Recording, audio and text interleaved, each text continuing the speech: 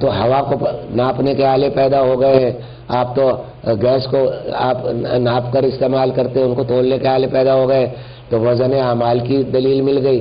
اور اسی طرح یہ جتنے بھی آوازوں کو پکڑنے کے کہ ریڈیو میں آپ کی آوازیں پکڑتا ہے، تو اللہ جب انسان ایک ایسی چیز ایجاد کر سکتا ہے تو اللہ تعالیٰ تو موجود حقیقی ہے، وہ تو آپ کی کسی ایک لفظ کو، کسی ایک عمل کو کہیں ضائع نہیں ہونے دیں گے۔ حدیث میں آتا ہے کہ عمل متشکل ہو کر سامنے آئیں گے، یعنی وہ شکل بن جائیں گے، اس وقت پتہ لگے گا کہ کیا ہے۔ اور محبت کی میں بات محبت کی کرا تو کہ ظاہری محبت الحمدللہ ہم سب کو حاصل ہے، اللہ تعالیٰ سے بھی اور اس کے رسول صلی اللہ علیہ وآلہ وسلم سے بھی۔ لیکن محبت کی حقیقت سچی بات یہ ہے کہ اس میں ڈر لگتا ہے، بہت ڈر لگتا ہے کہ ہم جب اپنے مفاد کا معاملہ آتا ہے تو ہم فیصلے کس طرح کرتے ہیں، اللہ کے محبت کے تقاضے پر عمل کرتے ہیں، رسول اللہ کے محبت کے تقاضے پر عمل کرتے ہیں یا نہیں کرتے۔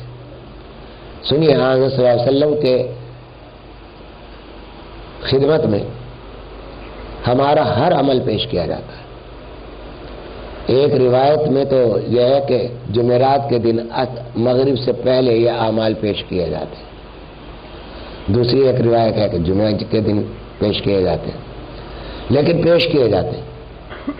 اور جس نے شراب پی اس کا شراب کا عمل، جس نے جھوٹ بولا اس کا جھوٹ کا عمل، جس نے حرام کھایا حرام کا عمل، فسق کا عمل، فجور کا عمل، شرک کا عمل، سب پیش کیے جاتے ہیں۔ اگر آپ غور فرمائیے کہ جس رسول کو اس بدوی کا وہ ایک قول اس لیے پسند نہیں تھا اور اس پر اتنی محنت آپ نے فرمائی کہ وہ جہنم سے بچ جائے، تو ہمارے اعمال جو ہمارے ناموں کے ساتھ پیش کیے جائیں گے اور کیے جا رہے ہیں آن صلی اللہ علیہ وسلم پر، کیا ان کا دل دکھتا نہیں ہوگا؟ جب وہ ان صحابہ کرام کے زمانے میں ان کفار کے غم، ایمان نہ لانے کے غم میں یا فسق و فجور کے غم میں اتنا تکلیف ہو جاتی تھی کہ اللہ تعالیٰ فرماتے ہیں کہ تم جان نہ دے ڈالو اپنی اس غم میں کہیں، تو ہمارے یہ اعمال جب ان کے خدمت میں پیش کیے جائیں گے اور کیے جا رہے ہیں، تو کیا یہ بتائیے کہ رسول کریم صلی اللہ تعالیٰ علیہ وآلہ وسلم کا قلب مبارک ان کو تکلیف دینے کا کس قدر ہم اس گناہ کے مرتکب ہوتے ہیں۔ کتنا بڑا عظیم گناہ ہے کہ وہ اس شفیق رسول کو جس نے اپنی امت کے لیے اپنی وہ دعائیں روک لی، ایک دعا روک لی کہ جب اختیار دیا گیا صلی اللہ علیہ وسلم کو، ہر نبی کو اختیار دیا جاتا ہے کہ تم کوئی دو دعائیں مانگو جو تمہیں وہ قبول کی جائیں گی، تو آپ نے اور دعائیں تو مانگتے ہی رہتے تھے اپنی امت کے لیے، اتفاق کی اور تمام چیزوں کی، تو آپ نے ایک امت چھوڑ دی، کہا کہ یا اللہ یہ دعا میں آخرت میں مانگوں گا، اور حدیث میں یہ ہے کہ اس وقت یہ دعا آپ کی ہوگی کہ امتی امتی یا اللہ امتی اللہم امتی، اے میری اللہ میری امت کو بخش۔ تو یہ دعا روک لیا آپ نے کہ جس کا وعدہ ہے کہ قبول کی جائے، یہ ہمارے لیے خوشخبری ہے اور بہت بڑی خوشخبری ہے، لیکن یہ جب ہی ہے کہ جب ہم ایمان کی صورت اور حقیقت دونوں لے کے جائیں، سمجھے آپ؟ وہاں نبی کریم صلی اللہ علیہ وسلم کی محبت ہر مومن کے دل کا جزو ہے، قلب میں، ہمارے خون میں ہے الحمدللہ۔ ہم اپنے باپ کو گالی سن لیتے ہیں، نبی کریم صلی اللہ علیہ وسلم کو کے شان میں گستاخی نہیں سنتے، یہ دلیل ہے اس بات کی کہ ہمیں الحمدللہ محبت ہے، لیکن محبت کی ایک صورت ہے، محبت کی حقیقت سے ہم واقف نہیں ہیں۔ حقیقت یہ ہے کہ ہم واقف نہیں ہیں، اگر واقف ہوتے تو پھر وہ ہمارا عمل ہی کچھ اور ہوتا، ہمارے انداز ہی کچھ دوسرے ہوتے۔ محبت کرنے والوں کے عمل اور اعمال تو الگ سے نظر آتے ہیں، الگ محسوس ہوتے ہیں کہ بھائی یہ تو دیوانہ ہے محبت میں، تو یہ محبت کا عمل۔ میں یہ نہیں کہتا کہ سب دیوانے ہو جاؤ، سب کاروبار چھوڑ دو، سب تمام کام چھوڑ دو، نہیں، وہی میں عرض کر رہا ہوں کہ کماؤ، خوب کماؤ، لیکن جائز کماؤ، اس مال سے اتنی محبت نہ کرو کہ جو تمہیں آخرت سے غافل کر دے. جو مال آخرت سے غافل کرنے والا ہو وہ دنیا میں شامل ہے، عاجلہ میں شامل ہے، اور جو مال آخرت سے غفلت کرنے والا ہو وہ دوسرے حصے میں آ جاتا ہے. تذرون الآخرہ، کہ کفار کو کہا جا رہا ہے کہ تم آخرت کو چھوڑتے ہو اور تمہارا انجام یہ ہوگا. آگے جہنم کا تذکرہ ہے. تو محبت کی حقیقت اب عرض کرتا ہوں کہ 3 لفظ ہیں. ایک تو جو محبت کرتا ہے وہ آدمی اس فکر میں رہتا ہے ہمیشہ، اس کا کوئی لمحہ خالی نہیں ہوتا کہ وہ محبوب ناراض نہ ہو جائے. یہ تو ہوا محبت کی وجہ سے کہ وہ اس کے حکم کو بھی کوئی نہیں ٹالتا، اور اگر بلکہ محبوب کوئی چیز آپ سے درخواست کرے تو آپ اسے ہر صورت میں مہیا کرنے کو تیار ہو جاتے ہیں. یہ تو ہے. یہ اطاعت کے 2 جذبوں سے ہوتی ہے، ایک محبت سے جیسا کہ دنیاوی محبتوں میں نظر آتا کہ آدمی وہی کرتا ہے جو محبوب چاہتا ہے، اور ایک ہوتا ہے تعظیم کی وجہ سے. محبت ہوتی ہے تعظیم کی وجہ سے کہ عظمت ہے دل میں کسی کی، اس کی عظمت کی وجہ سے آپ محبت کرتے ہیں کہ بھئی یہ بہت بڑا آدمی ہے، اور اگر اس کی محبت نہیں ہوگی تو پھر اس کی عظمت کا تقاضا یہی ہے کہ اس سے محبت کی جائے ورنہ نقصان پہنچے گا. تو ایک محبت عظمت کی وجہ سے ہوتی ہے، ایک محبت کی وجہ سے ہوتی ہے، اور ایک خوف کی وجہ سے ہوتی ہے. وہ اطاعت کی بات کر رہا ہوں، محبت نہیں ہوتی. وہ اس خوف کی وجہ سے اطاعت کرتا ہے آدمی کہ بھائی یہ دشمن ہے، گولی مار دے گا اگر میں یہ کام نہیں کروں گا، لہذا اس خوف سے وہ اس کی اطاعت کرنے پر مجبور ہو جاتا ہے. تو اس لیے محبت کے یہ 3 مظاہر ہیں کہ اطاعت. اب مسئلہ یہ ہے کہ کون سی محبت مطلوب ہے اور کون سی نہیں. تو ایک بات ذہن میں رکھیے کہ محبت وہ مطلوب ہے کہ وہ اطاعت مطلوب ہے چاہے وہ کسی بھی حال میں ہو، وہ یہ کہ جو دنیا سے آپ کو غافل نہ کرے، اللہ سے غافل نہ کرے، اور پھر آپ اطاعت کریں. مال اولاد سے محبت کریں، ضرور کریں، وہ تو حکم بھی ہے. تو اس لیے اور اسی وجہ سے قرآن نے یہ کہا کہ انما اموالکم و اولادکم فتنہ، کہ تمہارے اموال اور اولاد تمہارے لیے آزمائش ہے. آزمائش کائے کی ہے کہ تم بیٹے کو ترجیح دے رہے ہو یا اللہ کے کسی حکم کی کو ترجیح دے رہے ہو یا رسول اللہ کے کسی حکم کی ترجیح دے رہے ہو. یہ آزمائش ہے. جب ہم بیٹوں کی محبت میں، اولاد کی محبت میں حرام کمانے لگتے ہیں، حرام کھلانے لگتے ہیں، تو پھر یہ دعویٰ کرنا کہ ہم رسول سے محبت کرتے ہیں، اللہ سے محبت کرتے ہیں، یہ دعویٰ جھوٹا ہے. اس لیے کہ ترجیح، ہم نے جب ترجیح کا معاملہ آتا ہے، ویسے تو ہم لا الہ الا اللہ پڑھتے ہیں، ویسے تو ہم نمازوں میں جھکتے ہیں، ویسے تو ہم ذکر کرتے ہیں بہت سارے لوگ. اب تو مسئلہ یہ ہے کہ اکثریت شاید ایسی ہے کہ جو نمازی سے غافل ہے کہ وہ وقت آتے ہیں، پانچوں وقت اللہ تعالیٰ دعوت دیتے ہیں، دعوت نامے بھیجتے ہیں کہ آ جاؤ ہمارے دربار میں، وقت ہے، غسل کر لو اپنے گناہوں سے. لیکن وہ 5 وقت گزر جاتے ہیں اور پتہ تک نہیں چلتا. بہت سے لوگ تو ایسے ہیں. اور جو لوگ حاضر ہوتے ہیں تو ان کا بھی حال ہماری نمازیں کیا، ہماری نمازوں کی حالت یہی ہے. وہی میں اکثر کہا کرتا ہوں کہ ادھر ہم نے اللہ اکبر کہا اور ادھر آٹومیٹک چند مشینیں آن ہو جاتی ہیں. یہ اللہ اکبر سوئچ ہے، سوئچ آن ہو گیا، دماغ نے تو اپنے کام کرنے شروع کیے کہ میرا فلاں کاروبار ہے، میرے فلاں، اب اس کے بعد مجھے فلاں کام کرنے، اس میں مجھے فلاں سے یہ بات کرنی ہے، فلاں سے یہ معاملہ کرنا. دماغ نے اپنا کام شروع کیا اور زبان نے اپنا کام شروع کیا. عادت ہے آپ کو الحمدللہ پڑھنے کی، تو آپ کو کچھ پتہ ہی نہیں کہ میں کیا پڑھ رہا ہوں کیا نہیں پڑھ رہا ہوں. عادت وہ چونکہ مشین کا سوئچ آن ہو گیا ہے، لہذا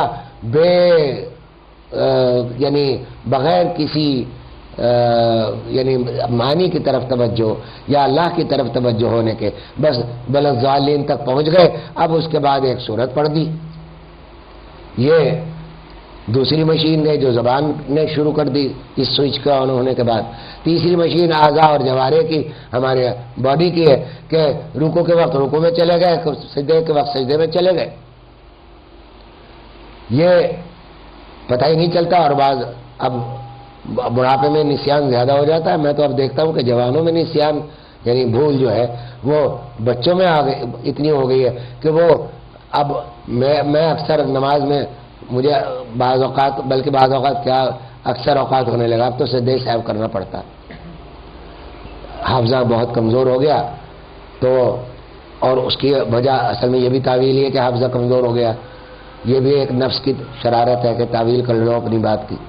بلکہ بات یہی ہے کہ توجہ پوری تام نہیں ہے کہ صاحب ہم کیا پڑھ رہے ہیں کیا نہیں پڑھ رہے. تو ہم عادتاً پڑھتے ہیں، ارادتاً نہیں پڑھتے. تو اس واسطے اذان ہو رہی. رضیت باللہ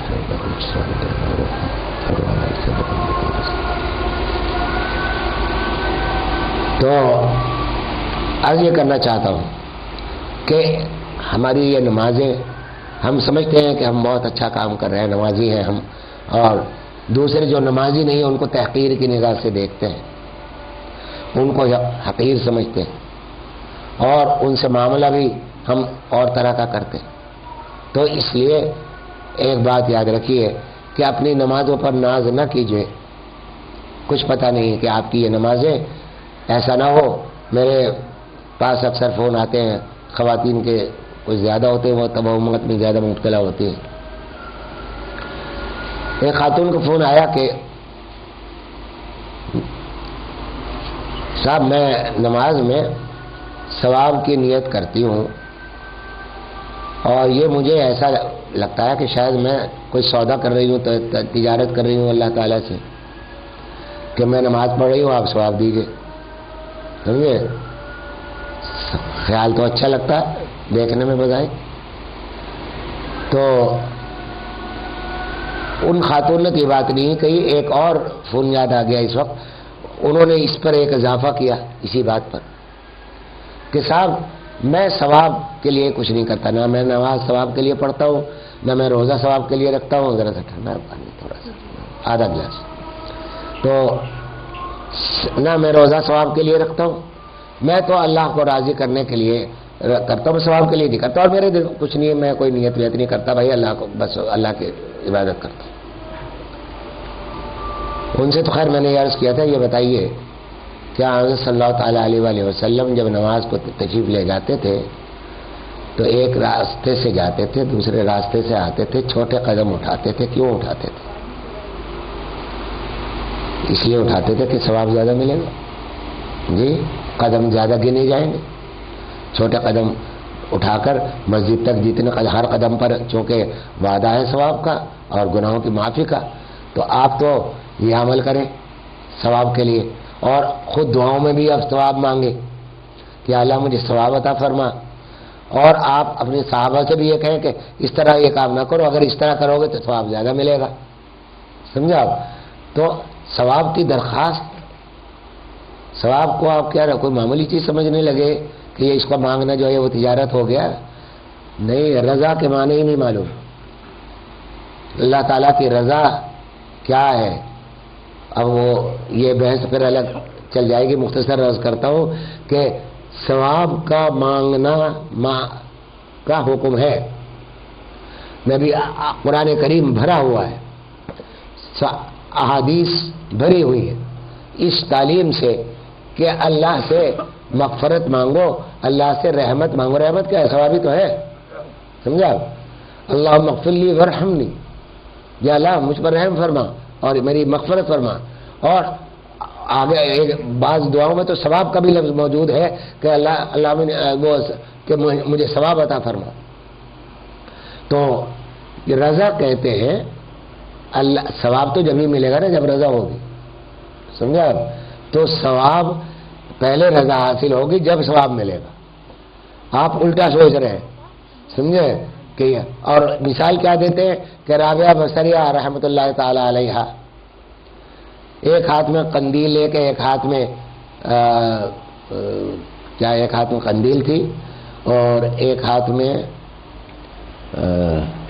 اب ذہن میں نہیں آ رہا کہ کیا تھا، ہاں ایک ہاتھ میں قندیل تھی اور وہ نکلی.